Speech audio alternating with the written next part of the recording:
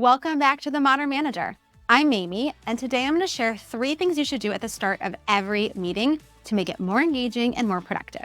So the first thing you should do is state the desired outcome. This is the number one thing you should do in every meeting. It's the number one thing I tell all my clients. I say it on every podcast I'm on. State the desired outcome. The desired outcome is what your meeting is trying to achieve. This is not what you're going to do. This is what you're going to get done. So, for example, if you're meeting, you might start by saying, hey, we're going to review the budget from last quarter. That's great. That's the activity. But what are you going to have at the end of the meeting?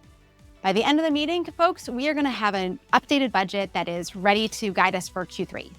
Or maybe you're thinking, okay, we're going to have this meeting and we're going to discuss the problem, or we're going to kind of go problem solve for this customer issue. That's fine. But what you want to get to is the outcome. So, hey folks, at the end of this meeting, we need to have a recommendation, or we need to have a solution that we can tell the customer. You really want to be focused on what are you going to have at the end of the meeting. That way, everyone in the meeting is focused on driving towards that same outcome. This will get everyone more engaged. It will help them shift from whatever they were running from, whether it was another meeting or another task or their email. You're now giving them focus so that they're ready to engage and help get to that outcome. And it'll reduce the number of side conversations and tangents and all the windy things that can happen when people don't realize that what they're talking about doesn't actually relate to what you're trying to get done. So it just makes your whole conversation more efficient and more effective. All right, number 2 is to spend some time on relationships. We are not robots, clearly, at least not yet. We are humans, and we need to spend some time with our colleagues just being human. Just like in the old days when all of our meetings were in person and we'd gather and we'd sit around, and as you're waiting for people to trickle in, you're talking to the person next to you. That's the same kind of thing that we need to be doing in every meeting, whether it is in person or it's a virtual meeting. And you can do this informally by just asking folks, hey, how was your weekend? Or what do you have coming up that you're excited about? Or you can do it in a more structured way, either round robin or popcorn style, and ask people a particular question, which could be something silly or fun, like what's your favorite flavor of ice cream and why? Or could be something more serious, like what's something you learned last week? Or what are you listening to or watching or reading that's inspiring you right now? The most important thing is to get to know each other as humans, spend a little time in that relationship building, and get everyone's voice in the room. There's actually research that shows that when you speak early in a meeting, you are more likely to speak up later. It's somehow like in our brains that if we've spoken once, it means that we are meant to be here, we have something worth saying, and our voice is valued. So you want to get as many people as possible to speak up early in the meeting. And the easiest way to do that is by having some sort of check-in, having that relational time.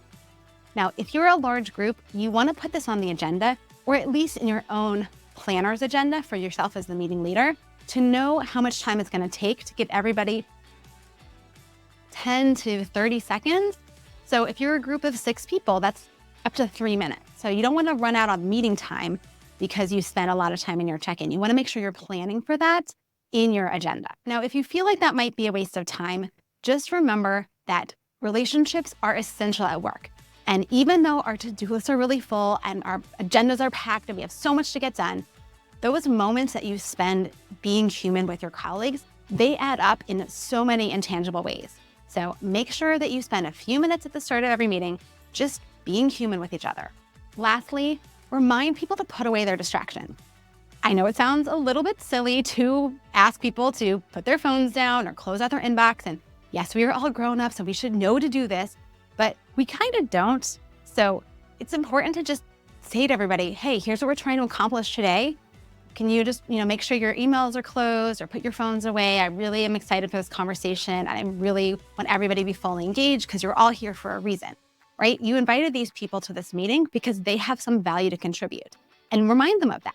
Help them get ready to engage. So just a simple reminder, hey, we're about to get started, everyone. If you could just put your devices away, close out your inbox. Here's what we're going to accomplish today. And I'm so looking forward to this conversation. And I really want everyone to be fully engaged because I invited you here for a reason and we got a lot to get done. Something simple, casual, but just remind people so that they might actually do it. So that's number 1, remind people what you're trying to accomplish. Focus on that desired outcome so they can all be driving the conversation to that same place. Number 2, Spend a few minutes in that relational time. Make sure you spend time as humans with each other, get everyone's voice in the room. And thirdly, give a gentle reminder, a little nudge to close out their inboxes and put away their devices. If you found this useful, I hope you will hit that subscribe button and check out my latest video.